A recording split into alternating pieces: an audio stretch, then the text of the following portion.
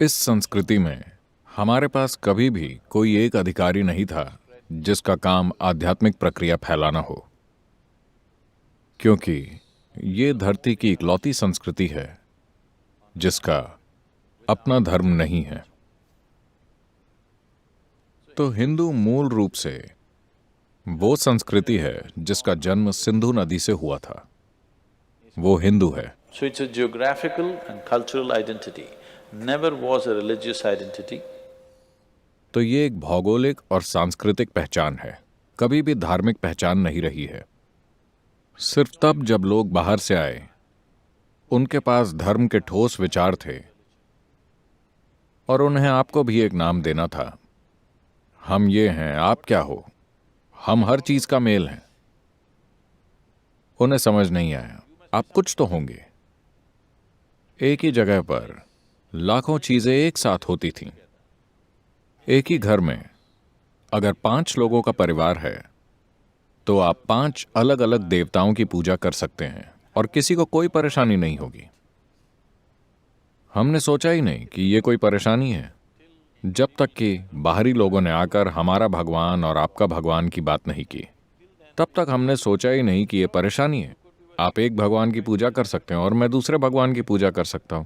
कोई और आंखें बंद करके बैठ सकता है, कोई गा सकता है, कोई नाच सकता है, पर हमने यही सोचा कि ये ठीक है, हर कोई अपना तरीका चुन सकता है। तो इस देश में कभी कोई ऐसा धर्म नहीं रहा है। हमारे पास 3 करोड़ 30 लाख देवी देवता हैं। यह तब हुआ जब हमारी आबादी 3 करोड़ 30 लाख थी। आज हम 120 करोड़ हैं, पर हमने रचने की क्षमता खो दी है। हाँ, क्योंकि बाहरी ताकतें आईं, खास तौर पर पश्चिमी ताकतें आईं और उन्होंने हमें अपने भगवानों के बारे में शर्मिंदा महसूस कराना शुरू कर दिया। इतने सारे भगवान, भगवान सिर्फ एक है, जैसे ये कोई ऊंचा विचार होगा। अगर आप एक बना सकते हैं तो आप 10 लाख क्यों नहीं बना सकते? आपने अपना एक भगवान नहीं देखा है ना? अगर आप अपना एक भगवान बना सकते हैं तो आप 10 लाख या 10 करोड़ क्यों नहीं बना सकते? ये बस रचने की क्षमता का सवाल है ना? तो क्या इसका मतलब है मेरे से परे कुछ नहीं है? ये एक बेवकूफी भरा नतीजा होगा। आप अभी ये जानते हैं कि आपने खुद को नहीं बनाया, आया ना? क्या आप खुद खाना पचा सकते हैं या फिर ये खुद होता है? खुद होता है। क्या आप सांस ले रहे हैं या ये हो रहा है? क्या आप खुद दिल धड़का रहे हैं या ये धड़क रहा है? मैं आपके लिवर, किडनी और स्प्लीन के बारे में भी यही कह सकता हूं। अपने शरीर की छोटी से छोटी चीज भी आप नहीं चला रहे, है ना? वो चल रही है। आप इस धरती को घुमा रहे हैं या ये खुद घूम रही है? आप कुछ नहीं कर रहे हैं, कुछ भी नहीं। बस छोटे छोटे काम, हर जरूरी काम बस हो रहा है, आया ना? हर काम जो जीवन के लिए जरूरी है वो हो रहा है। आपको बस बैठकर धरती के घूमने का मजा लेना है। बस इतना करने में कितनी परेशानियां हैं। तो ये ऐसी भूमि है जहां साफ तौर पर समझा गया कि भगवान को हमने बनाया है। इसी वजह से इस संस्कृति में भगवान लक्ष्य नहीं है, मुक्ति लक्ष्य है, मुक्त होना लक्ष्य है, परम स्वतंत्रता लक्ष्य है। भगवान कभी भी लक्ष्य नहीं है, आया ना? आपको ये पसंद नहीं है क्योंकि आप भूल चुके हैं, वरना मुक्ति ही लक्ष्य है ना? मुक्ति का क्या मतलब है? स्वतंत्रता, हर चीज से, भगवान से भी। आप भगवान का एक सीढ़ी की तरह इस्तेमाल करते हैं अगर आपको जरूरत हो। आप भगवान के साथ या उनके बिना भी प्रगति कर सकते हैं। यह धरती की इकलौती संस्कृति है जहां किसी भी भारतीय भाषा में विधर्मी जैसा कोई शब्द ही नहीं है, क्योंकि हमें कभी नहीं लगा कि कोई विधर्मी है। हमने कभी ये कल्पना ही नहीं की कि ऐसा कोई हो सकता है, क्योंकि हमारे पास स्थापित मान्यताएं नहीं थी। सभी अपने तरीके से चीजें कर सकते थे। ये हजारों सालों से सबसे ज्यादा अनेकता वाली और लोकतांत्रिक प्रक्रिया रही है। तो आध्यात्मिक आंदोलन लोगों की मुक्ति के लिए शुरू हुए थे, वो भगवान के बारे में नहीं थे। धरती पर कोई इंसान भगवान में रुचि नहीं रखता, प्लीज ये समझिए। लोग भगवान में इंटरेस्ट दिखाते हैं क्योंकि वो मानते हैं भगवान उनके जीवन का समाधान है ना? हाँ या ना? आप मानते हैं अगर आप भगवान के पास जाएं तो आपकी सारी समस्याएं चली जाएंगी, सेहत की समस्या सुलझ जाएगी, मानसिक समस्या सुलझ जाएगी, पति और पत्नी की समस्या सुलझ जाएगी, आप बिना पढ़े परीक्षा में पास हो जाएंगे, बिना काम करे बिजनेस में सफल हो जाएंगे। बहुत सारी चीजें, असाधारण चीजें। पर ये आपके बारे में है ना? हाँ या ना? ये आपके बारे में है। अगर ये हमारे बारे में है तो हमने ईमानदारी से इसका सीधा समाधान ढूंढा। हमने कहा ये हमारी मुक्ति के बारे में है, हमारे कल्याण के बारे में है, हमारा परम कल्याण, न कि सिर्फ अभी का कल्याण। तो इस संस्कृति में इसे इस रूप में देखा गया। इसीलिए ये आध्यात्मिक आंदोलनों की एक जटिल श्रृंखला है। इसमें से कई अब नहीं रही। योग प्रणाली में कहते हैं, जब किसी ने आदियोगी से पूछा कितने मार्ग हो सकते हैं,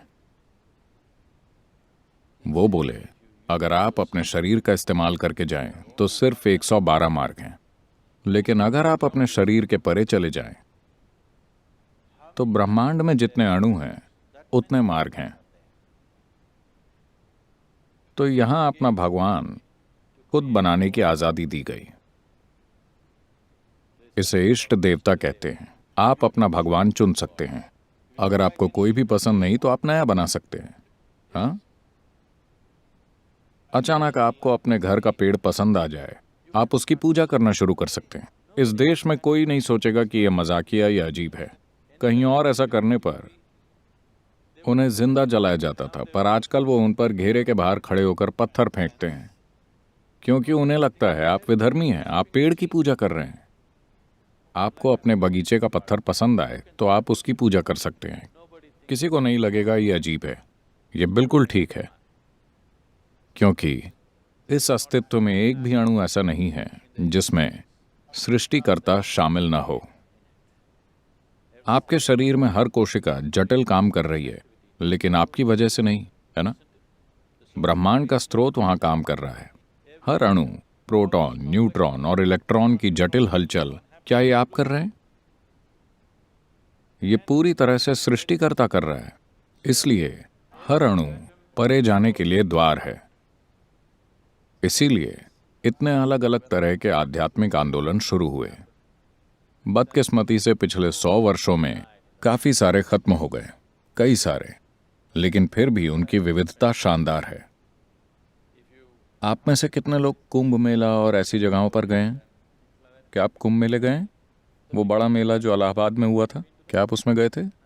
144 सालों के बाद ये मेला आता है। अगर आप वहां जाएं और देखें, आपको जरूर जाना चाहिए। वहां आप भारत देखेंगे, ठीक है? भारत का एक दूसरा आयाम जिसे आज देश की शिक्षित जनसंख्या ने बिल्कुल भुला दिया है। मैं आपको बता रहा हूं कि इसे देखकर आपको विश्वास नहीं होगा।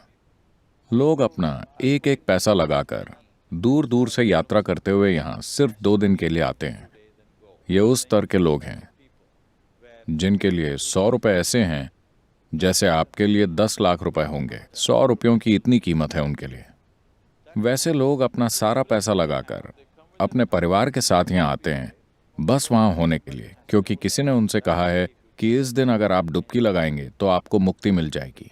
ऐसा नहीं कि भगवान दिखेंगे, भगवान आकर आपको ढेर सारा सोना नहीं देंगे, आपको मुक्ति मिलेगी। आज भी इस देश के 80 करोड़ लोग सक्रिय रूप से मुक्ति खोज रहे हैं, जानबूझकर या अनजाने में। ये जबरदस्त चीज है।